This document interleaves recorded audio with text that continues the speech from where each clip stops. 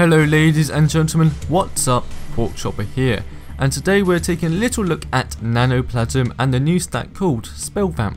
Patch 40 is here and there's plenty to cover, but I thought I would start with going over what Spell Vamp is, then trying it on certain heroes that may benefit from it, finally coming to a conclusion which will answer the question, is Spell Vamp really worth it? So to start off, what is Spell Vamp? Well, Spell Vamp heals you for 20% of your ability damage done to enemy heroes and 5% against each minion.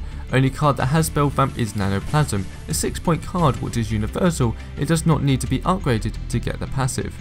So let's say if you take Gadget's Sticking Mine, Gideon's Rock or Harry's Rocket. Around late game they will be dealing around 500-ish damage, so if you hit an enemy hero for 500 damage, you will gain 100 health in return. To get the same from minions, you would have to deal that damage to 4 minions, as 5% times 4 is 20%, equaling what you would get from damaging one hero. Technically, however, depending on how much ability penetration you build, those 4 minions would give you more health back than hitting a hero, because that hero will have ability armor, so that 500 damage would turn into around say 450 to 460 damage, not giving you that 100 health back, but more around 90 health back instead. After testing many heroes in bot matches, Hero 3 I thought would show this card off the best and even may use it on, so let's jump into it. First up is Countess. Now the reason Countess could benefit from Spell Vamp in theory is because she does a lot of quick, high burst damage and also puts herself at risk going on top of someone to ult, so Spell Vamp gaining health back could just save her life. In game, well, do I think it works well with her? Sort of.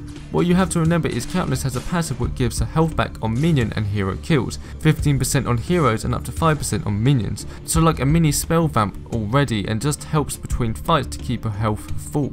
Against these minions you can see what I am gaining back. 5 minions will give me back 25% of the damage I give out.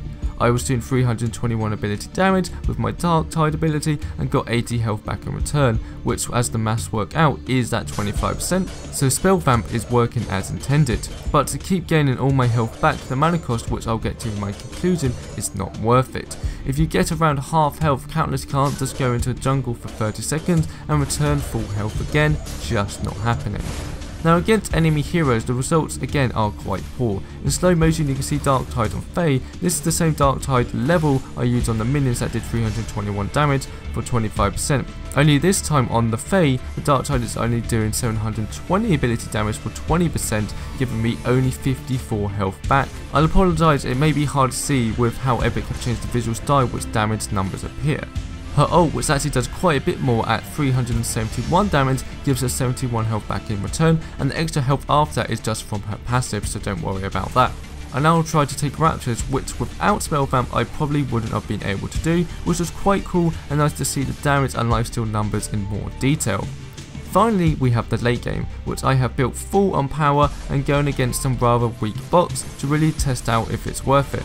When I ult this Rampage I deal 568 damage, giving me 113 health back in return. The interesting thing is, in very slowly you can see that this Dark Tide hits 3 enemies, giving me 286 health back. So for Countess, her passive seems to do plenty enough for her already, giving her life back. For utility cards, Countess usually doesn't have that much, Stabblink and Necrovile making her go invisible, so there is room to add this card in, but it can be overkill and really very rarely will it help to keep you alive during fights.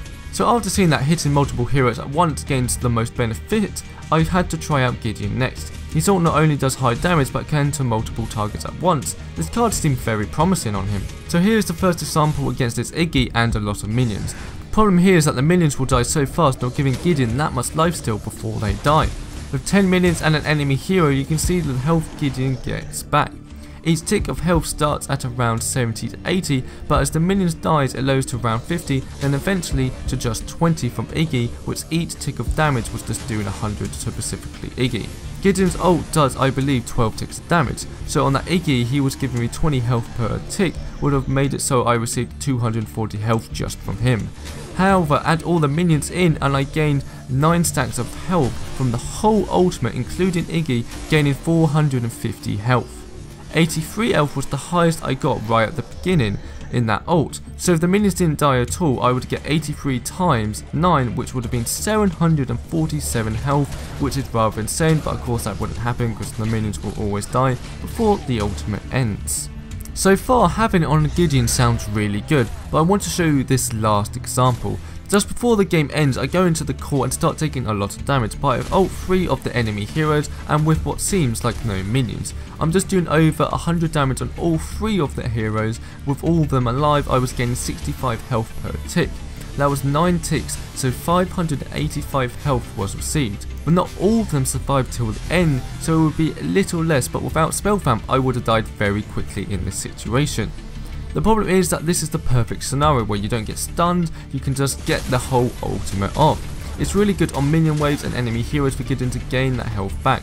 The issue is that Gideon has a lot of utility cards he can use, like As the Witch for 6 points, and Divine Shield for 8 card points, which blocks the spell projectile, which hopefully makes sure he doesn't get stunned out of his ultimate. For his ultimate to be really effective, all those cards will be needed, but that takes away from his damage potential, and that's a risky trade-off. But it definitely suits him more than it does counters, and can work with certain decks for him for sure.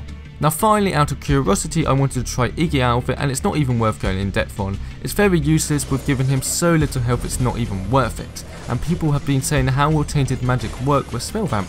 Tainted Magic, if you don't know, if you hit an enemy with an ability you get 4 ticks of damage, which is 8% of the current target's health. It only works with enemy heroes who can't help with minions and all objectives, and the damage is so little it won't help Spell Vamp give you extra lifesteal. You can see here with this Gideon using my rock with both Tainted Magic and Nanoplasm, I simply am not gaining any more health from Tainted Magic, but if you want I'll do another card in depth looking at Tainted Magic if you wish. So in conclusion, Spell Vamp is good on high damage over a duration abilities that can damage multiple enemies. However, I don't see it being that efficient with only 20% lifesteal. You can waste your mana to gain your health back. No point having a caster with full health but no mana. It won't be used by many heroes, but Gideon seems good, and even Morrige's Hive may be worth it in certain deck builds. But that wraps it up for Spell Vamp. Let me know what you think of it yourself, and thank you very much for 1,000 subs. I have a video about that probably next week as I'm working on something about it. But anyway guys, thank you very much as always, and I'll catch you next time.